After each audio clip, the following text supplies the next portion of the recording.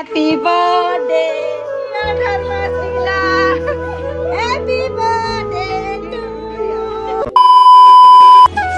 Hello and namaste to all. Welcome to my new vlog. I hope you all are doing well and म पनि आरामै छु। अनि हामी चाहिँ दिदीबहिनी कहाँ लागेको भने मार्केटतिर। आज चाहिँ एउटा बहिनीको स्पेशल डे थियो कि अनि हामी चाहिँ स्पेशल डेको दिन चाहिँ सरप्राइज दिउँ भनेर उसको चाहिँ आज बर्थडे थियो अनि त्यही भएर हामी दुईजना लाग्यौँ केक किन्नलाई मार्केटतिर। अनि उसलाई चाहिँ केही आइडिया थिएन कि यस्तो सरप्राइजको बेलामा अनि हामीलाई मेसेज गरिरहेको थियो नि हामीले चाहिँ इग्नोर हान्दिएको। सरप्राइज दिन अनि यतिसम्म त गर्नु परिहाल्यो नि होइन, उसलाई खुसी दिनलाई उसको स्पेसल डेको दिन पनि खुसी दिएन भने के साथी त नि होइन। त्यही भएर हामी दुईजना चाहिँ हामीले ड्युटीदेखि नै प्लान गरेको थियो कि यसरी इग्नोर गरिदिउँ अनि त्यसपछि उसलाई सरप्राइज दिउँ भनेर चाहिँ। मलाई चाहिँ कस्तो एक्साइटेड फिल भइरहेको थियो कि उसलाई कतिखेर गएर सरप्राइज दिउँ भनेर। अनि उसले चाहिँ बिचरा डल किन्यो उसको साथीको लागि, विच इज सो क्युट। सानो भए पनि कति राम्रो थियो क्या। अनि त्यसपछि हामीले डल लिएर पनि लाग्यौँ। अनि अब केकको पाली थियो अनि त्यसपछि हामीले केक पनि लिएर गयौँ मार्केटबाट।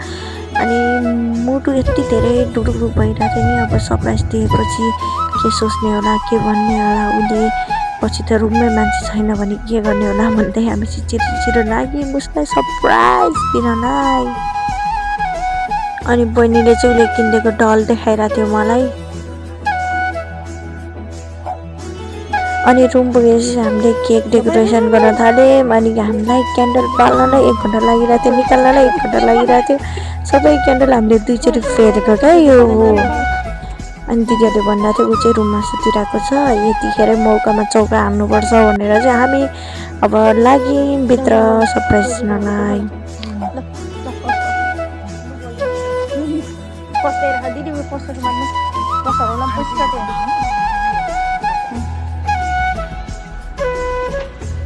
Happy birthday to you. Happy birthday to Whoop, whoop.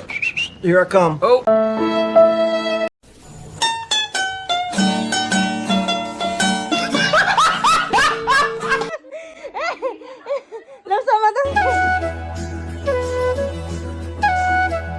बिचरा सरप्राइज दिएर ऊ गुवा गर्नु थाल्यो। मलाई यति मन कस्तो खन्नु भएको थियो नि।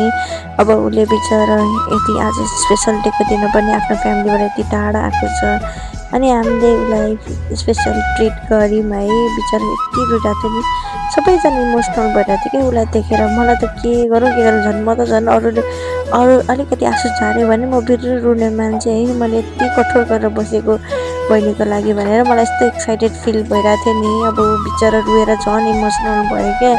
मलाई पनि कति मन नराम्रो लाग्यो उसले रुको देखेर।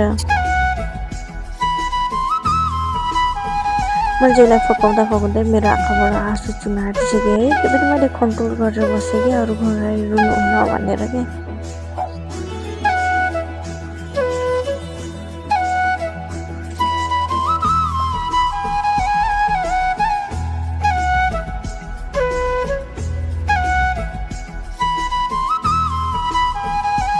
त्यसपछि हामीले चाहिँ केक सेक काटेर अनि खायौँ। अनि त्यसपछि चटपटे नै बनाएको थियो। अनि मैले चाहिँ भिडियो गरेन किनभने म खानामा व्यस्त पनि थिएँ अनि बिर्सेँ पनि, चार्ज पनि थिएन मोबाइलमा।